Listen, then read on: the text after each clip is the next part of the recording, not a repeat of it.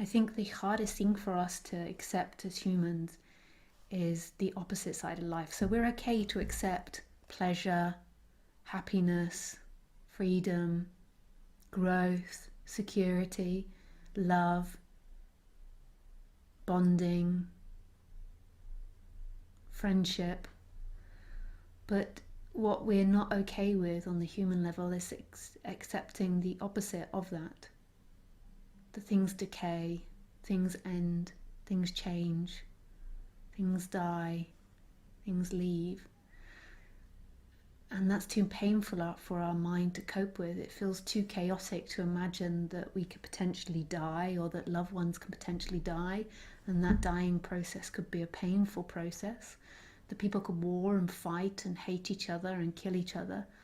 In our brains, this is too much for us to bear in the imagination. It feels too big. Like, how can you deal with that imagination? But notice that that is your imagination. It's not something that dogs or cats or cows or bunny rabbits have to deal with. They can't imagine all the cruelties and the horrors of this life because they're totally connected to this moment, and in this moment it all disappears. So firstly, see that in this moment it's free of the opposites. It's free of all the beautiful things, and it's free of all the negative things. It doesn't mean we have to ignore them on the human imagination level, but we just see them for what they are. That actually in this moment, those terrors, those horrible acts are never happening. Even in the moment of war, it's not happening in this instant. I know that sounds really odd, but as you get to know this moment better, you see that nothing is as you think it is. And all the destruction and devastation that you see in your imagination is separate from it actually happening. It is your imagination.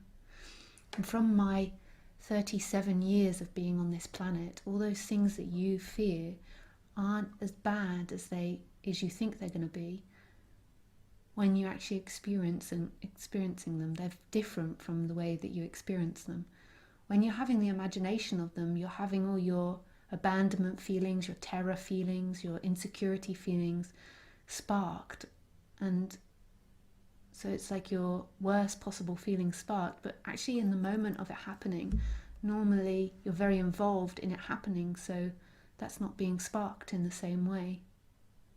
Basically, when those thoughts begin to arise about all these horrible things that could potentially happen in life, you can give it back. You don't have to live in this constant pendulum of all the heavenly things, all the hell things, all the heavenly things, all the hell things. You can just come back here, and you can just use them to help inform you about the situation slightly. But most of the time you're here. This is your home, this is your God, and this is where you're safe. Right here, in this moment. You can give the chaos back.